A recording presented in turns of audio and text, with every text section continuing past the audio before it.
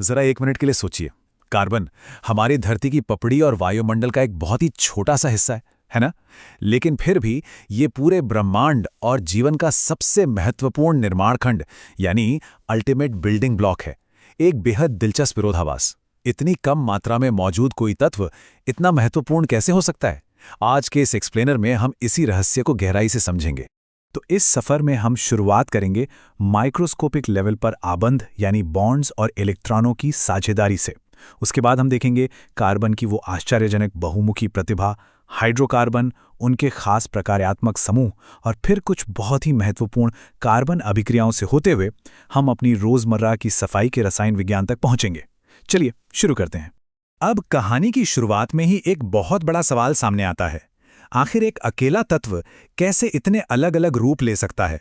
मतलब एक तरफ तो ये धरती के सबसे कठोर पदार्थ का निर्माण कर रहा है और दूसरी तरफ हमारे जैविक जीवन, हमारे शरीर के हर एक ऊतक की नींव भी यही है। सच कहूं तो ये रसायन विज्ञान के सबसे गहरे रहस्यों में से एक है। तो इसके पीछे का विज्ञान समझने के लिए हमें सबसे पहले इसके सूक्ष्म आधार यानी परमाणुओं के जुड़ने के तरीके को समझना होगा। आइए देखते हैं कि कार्बन परमाणु आपस में किस तरह बॉन्ड बनाते हैं। देखिए, कार्बन का परमाणु क्रमांक 6 होता है, राइट? इसका मतलब है कि इसके सबसे बाहरी कक्ष में 4 इलेक्ट्रॉन हैं। अब इसे स्थिर होने के लिए 4 और इलेक्ट्रॉनों की जरूरत होती है। समस्या यह है कि ये न तो 4 इलेक्ट्रॉन आसानी से किसी से ले सकता है और न ही अपने 4 इलेक्ट्रॉन किसी को दे सकता है। तो कार्बन क्या करता है? वो एक बहुत ही स्मार्ट तरीका निकालता है इलेक्ट्रॉनों को साझा करने का। बिल्कुल वैसे ही जैसे दो दोस्त कोई सामान आपस में बांटकर इस्तेमाल करते हैं। और इसी आपसी साझेदारी को हम सहसंयोजी आबंध या कोवेलेंट बॉन्ड कहते हैं। अगर हम मीथेन के अणु को समझें तो ये साझेदारी एकदम साफ नजर आती है। जरा ध्यान दीजिए कि कैसे बीच में बैठा एक अकेला कार्बन परमाणु बहुत ही शांति से अपने 4 बाहरी इलेक्ट्रॉनों को 4 अलग-अलग हाइड्रोजन परमाणुओं के साथ शेयर कर रहा है। कोई छीना झपटी नहीं। इसका नतीजा होता है मीथेन का एक पूरी तरह से स्थिर अणु। ये सच में प्रकृति का एक अद्भुत संतुलन है। अब यहाँ जो बात दिमाग को चकरा देती है वो ये है कि इन्हीं कार्बन परमाणुओं को अगर अलग-अलग ज्यामितीय संरचनाओं में जोड़ दिया जाए तो बिल्कुल नए और अलग रूप बन जाते हैं। विज्ञान की भाषा में इन्हें अपर रूप या एलोट्रोप्स कहा जाता है। चाहे वो चमकता हुआ हीरा हो, पेंसिल के अंदर का ग्रेफाइट हो या फिर बकमिंस्टर फुलरीन जैसी फुटबॉल के आकार की जटिल संरचना, ये सब सिर्फ इस बात पर निर्भर करते हैं कि कार्बन परमाणु आपस में कैसे जुड़े हैं। इसका सबसे बेहतरीन उदाहरण है हीरा और ग्रेफाइट। रासायनिक रूप से ये दोनों बिल्कुल 100% समान हैं, लेकिन इनकी अंदरूनी भौतिक संरचना इनके बाहरी गुणों को पूरी तरह बदल देती है। हीरे में एक बहुत ही कठोर त्रि-आयामी संरचना होती है। यही वजह है कि यह दुनिया का सबसे कठोर पदार्थ है, इतना कठोर कि इसे ड्रिलिंग मशीनों में इस्तेमाल किया जाता है। वहीं दूसरी तरफ ग्रेफाइट में षटकोणीय यानी हेक्सागोनल परतें होती हैं जो एक दूसरे के ऊपर आसानी से फिसल सकती हैं। इसीलिए ये इतना मुलायम होता है कि हम इससे कागज पर लिख पाते हैं। है ना कमाल की बात? अब जब हम आबंध समझ चुके हैं तो आइए कार्बन की उस आश्चर्यजनक बहुमुखी प्रतिभा को एक्सप्लोर करते हैं जो इसे लाखों अद्वितीय यौगिक बनाने की ताकत देती है। एक तरह से ये एक अनंत निर्माता है। असल में कार्बन आपस में जुड़ने वाले बिल्डिंग ब्लॉक्स के सबसे बेहतरीन सेट की तरह काम करता है। इसके पीछे 2 मुख्य कारण हैं, श्रृंखलन और चतुस्संयोजकता। श्रृंखलन यानी कैटेनेशन वो जादुई गुण है जिससे कार्बन दूसरे कार्बन परमाणुओं के साथ जुड़कर लंबी लंबी चेन, शाखाएं या रिंग्स बना सकता है। इसके साथ ही इसकी चतुस्संयोजकता इसे एक ही समय में 4 अलग अलग दिशाओं में जुड़ने की आज़ादी देती है। और हाँ, इसका छोटा आकार इन बॉन्ड्स को गजब की मजबूती भी देता है। इसी वजह से आज विज्ञान को लाखों कार्बन यौगिकों के बारे में पता है। इतने यौगिक किसी और तत्व के हैं ही नहीं। चलिए अब अपने नजरिए को थोड़ा और व्यापक बनाते हैं और हाइड्रोकार्बन्स की लंबी श्रृंखलाओं और उन खास समूहों पर नजर डालते हैं जो इन अणुओं को उनका अलग कैरेक्टर देते हैं। मीथेन, एथेन, प्रोपेन और ब्यूटेन। अगर अब इस क्रम को देखें तो एक बहुत ही स्पष्ट और लगातार चलने वाला पैटर्न नजर आता है। केमिस्ट्स इसे समजातीय श्रेणी या होमोलोगस सीरीज कहते हैं। ध्यान दें तो हर बार ठीक एक कार्बन और 2 हाइड्रोजन जोड़े जा रहे हैं। जैसे जैसे ये चेन लंबी होती है, अणुओं का आकार और भारीपन व्यवस्थित रूप से बढ़ता जाता है और इसी के साथ उनके भौतिक गुणों में भी एक बहुत ही क्रमिक और पूर्वानुमानित बदलाव आता है। सब कुछ एक परफेक्ट गणित की तरह चलता है।